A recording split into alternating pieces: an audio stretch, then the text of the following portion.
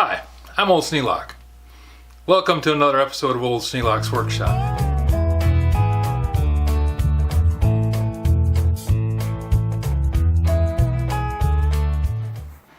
This tool is cool. I got this in a box of junk. It's a scraper. It's got a razor blade in it.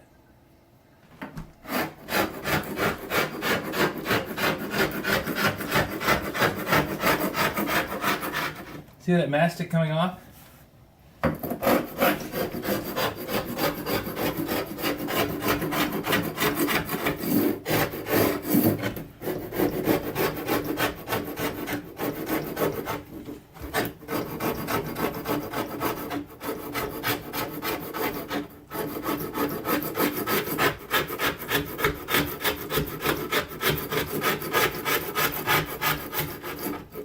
That is so nice.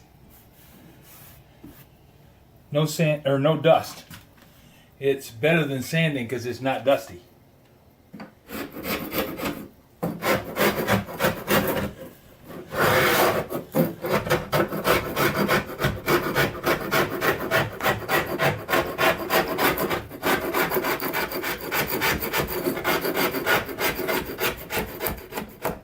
Everything I'm peeling off is just falling straight down.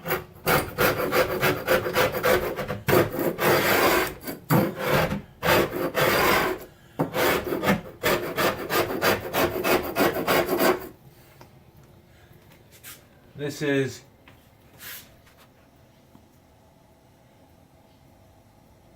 PERSONNE, made in USA. Now, I don't know how I got it other than I know I got it in a box of junk. Came with spare blades in the handle.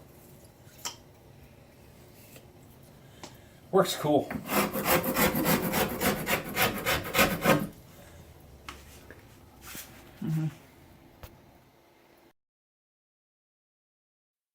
I found one at the hardware store here in Richland. It's $12.99 for the scraper and $4.99 for the blades. It's kind of expensive, but man, it does work well.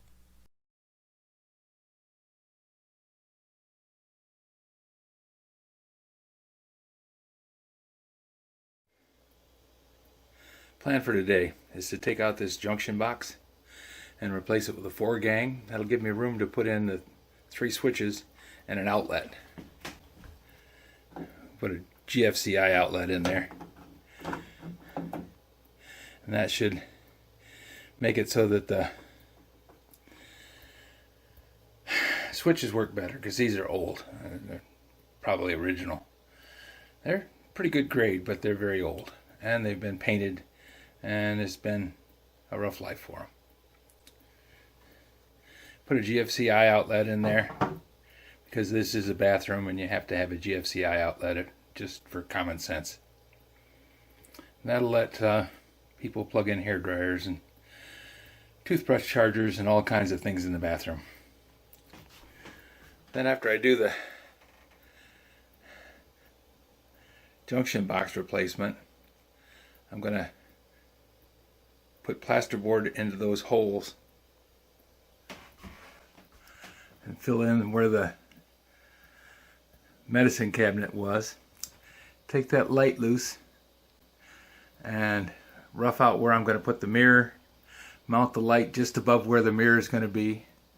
And I need to paint the light fixture white. It's silver now, and we want it white to match the rest of the bathroom, because the rest of the bathroom fixtures are white. But that won't take long. I did that already with the ones in the dressing room. It's unfortunate I couldn't get that style light in a white, but that's the way it is. Okay, so first thing to do, lay out the outlet box and get the rough cutting done first. I like tearing holes in things before I start patching. So move the sink out, cut out the junction box. Most of the house is powered down from the ceiling.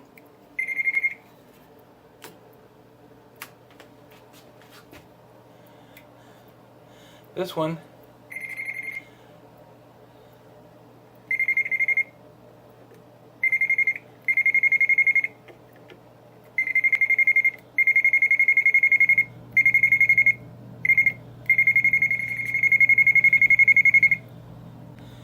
runs a power leg in from somewhere, and then it goes out. So one goes down and the other one goes up.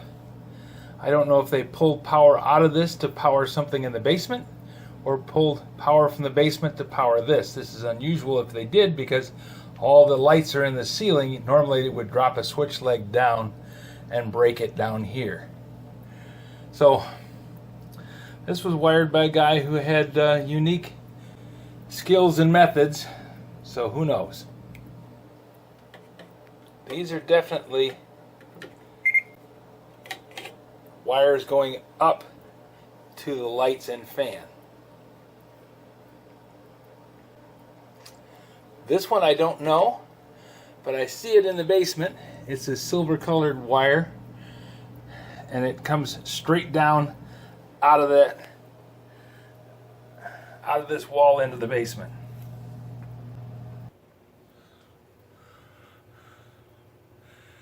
This silver wire here that runs along the beam is, I'm assuming, the one that comes down from that box. Yep, it's hot right now.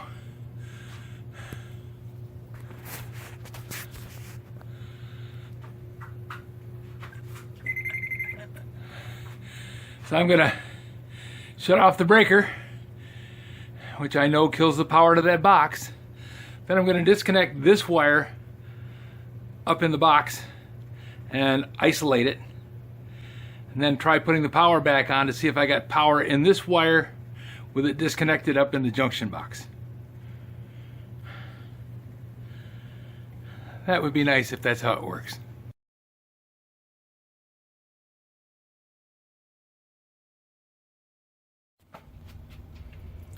With the breaker box marked, I can say, okay, this one, that's the one that powers the laundry. I know when I shut that one off, the lights go off in the bathroom and that box is dead.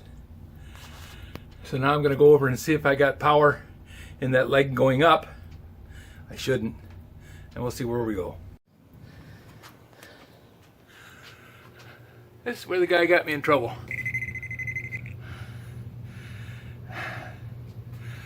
That's a wire that comes from the breaker panel and goes up through the floor there. At least I think it comes from the breaker panel, because whoever wired this thing liked to tuck wires into places where you wouldn't normally put them. Track that silver wire along and it goes into that cold air return.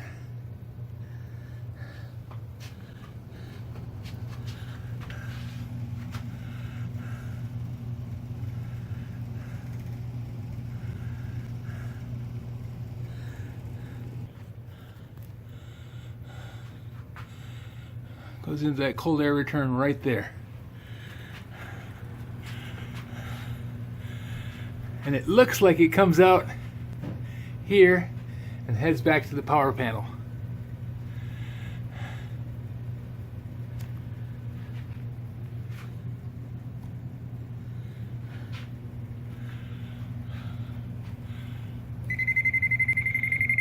Okay, it's saying hot now.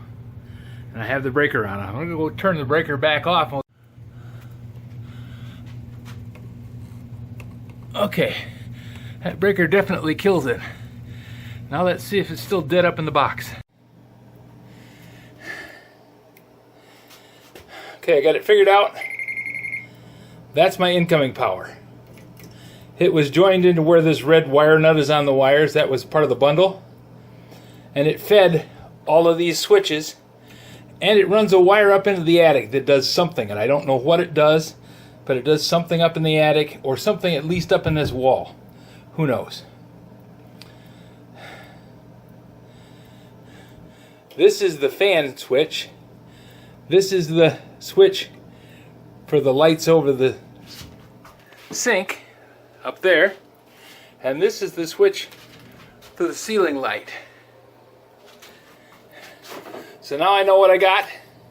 I can disconnect all these wires and mark them appropriately, and then be able to pull this junction box out without losing my understanding of how this thing goes back together again.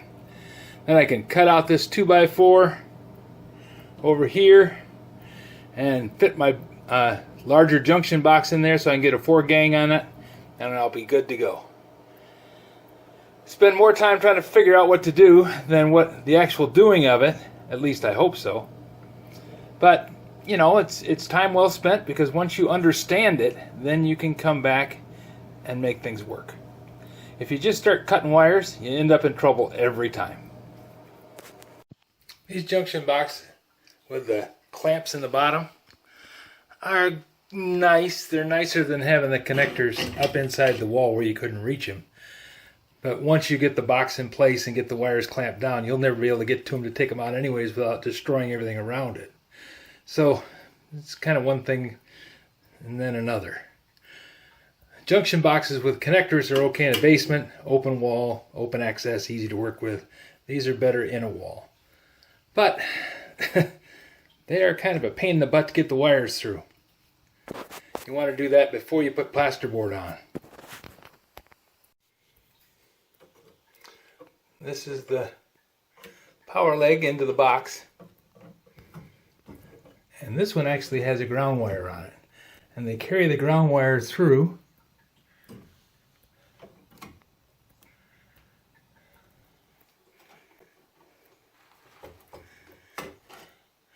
But only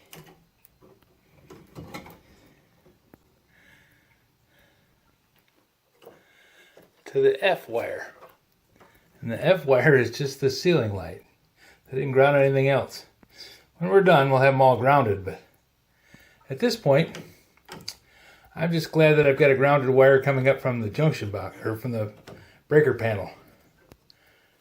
Save me running a new wire all the way up from the basement. That will cut the job by an immeasurable amount. If you have any suggestions for a new video, questions about today's video, or any of the other videos on the channel, just drop a note in the comments. You know I read them all. Thanks for watching.